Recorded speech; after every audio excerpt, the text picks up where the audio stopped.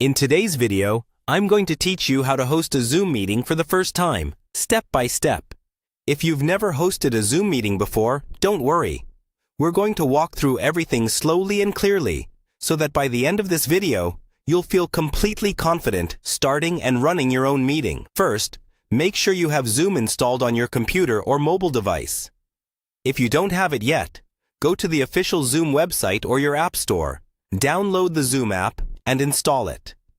Once that's done, open Zoom and sign in to your account. If you don't have an account yet, you can create one for free directly in the app or on the website. After you're signed in, you'll land on the Zoom home screen. Here you'll see a button that says New Meeting. This is what you'll click to start a meeting right away. Before you do that, it's a good idea to quickly check your audio and video. Look for the small gear icon or settings option, usually in the top right corner. In the audio section, test your microphone and speakers to make sure people will be able to hear you and you can hear them. In the video section, make sure your camera is selected and that you're happy with how things look. When you're ready, click New Meeting.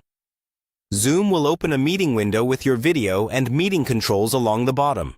You'll see options like Mute, Stop Video, Share Screen, Chat, and Participants. Take a moment to hover over each one so you know where everything is.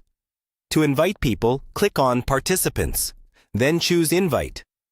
You can copy the invitation link and send it through email, chat, or any messaging app you use.